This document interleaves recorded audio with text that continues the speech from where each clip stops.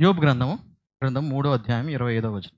ఏది వచ్చునని నేను బహుగా భయపడితినో ఏది వచ్చునని నేను బహుగా భయపడుతున్నాను. యోబు అనే మాట అనమాట.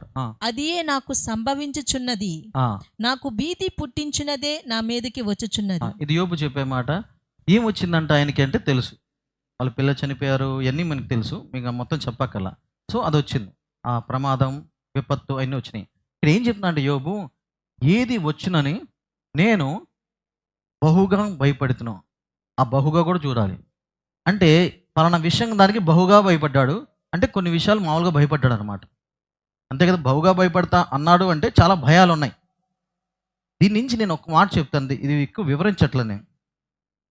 కోపము, భయము, ఈ రెండు కొన్నిసార్లు అంటే ఇంకా చాలా ఉన్నాయి, జస్ట్ మచ్చుకి రెండు చెప్తున్నా. కోపము, భయము ఇది తీవ్ర స్థాయికి వెళ్తే, లేకపోతే హద్దు దాటితే, హద్దు మీరితే మన నిర్ణయాలు, తీసుకునే నిర్ణయాలు భయంకరంగా ఉంటాయి. అది కోపమైనా భయంలో అయినా సరే. కోపంలో నిర్ణయాలు మనం తీసుకుని అనవసరంగా బాధలు పడిన రోజులు ఉన్నాయి. నేను నా కోపంలో కొన్నిసార్లు మాట తోలనాటం కానీ, మాట అనేయటం కానీ, ఒక నిర్ణయం తీసుకుని బాధపడిన రోజులు ఉన్నాయి. అలాగే సేమ్ బైబుల్ ఏముంటుందంటే కోపపడుడి కానీ పాపం చేయకూడదు. ఇది మీకు పరిచయమే కాబట్టి నేను తీసి చూపించట్లో ఎఫెసీయులకు రాసిన పత్రికలో ఉంటుంది. కోపపడుడి కానీ పాపం చేయొద్దు అన్నది. అంటే కోపంలో పాపం చేసే ఆస్కారం ఉంది అది తెలుసుకోండి. కోపంలో పాపం చేసే ఆస్కారం ఉందన్నమాట. కానీ బైబిల్ కోపపడమంటుంది, కానీ దాంట్లో పాపం చేయొద్దు అంట. అలాగే భయంలో కూడా నిర్ణయాలు వేరువేరుగా ఉంటాయి. భయంలో కొన్ని ఏదో చేసేస్తూ ఉంటాం. భయంతో కొన్ని తెలిసి తెలియకుండానే ఏంటంటే భయంలో చేశారండి, నాకేం అర్థం కాలేదు, భయం వచ్చేసిందండి అని కొన్ని నిర్ణయాలు ఉంటాయి. అలాగే ఈ యోబు కూడా మనం అనుకుంటాం యోబు యథార్థవంతుడు, నీతిమంతుడు, అన్నీ కరెక్టే.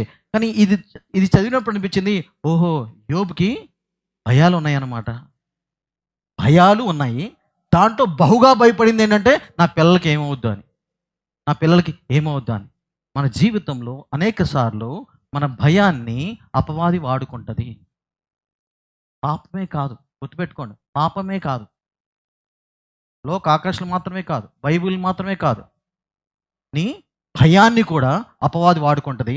ఆ భయాన్ని వాడుకొని ఏటోని గాయపరిచేట్టు కూడా చేస్తుంది. నీ మాటల ద్వారా కొన్నిసార్లు నీ జీవితం పట్ల తప్పు నిర్ణయాలు తీసుకునేలాగా కూడా చేస్తుంది భయం. సో ఎంత మనం కొన్ని వదులుకుంటావో, ఎంత జాగ్రత్తగా ఉంటావో, అంతే విధంగా మనము ఆ భయాన్ని కూడా కంట్రోల్లో, అదుపులో ఉంచుకోవాలి. లేకపోతే తెలియకుండానే ఆ భయంతోనే బతుకుతూ, ఆ భయంతోనే ఉంటూ మన ఆలోచనలు మారిపోతాయి, మన నిర్ణయాలు మారిపోతాయి, మన మన ఇదేంటి పనులు అన్నీ మారిపోతాయి.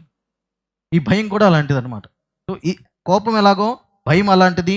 ఆ భయంలో, కోపంలో నిర్ణయాలు చాలా జాగ్రత్తగా తీసుకోవాలి.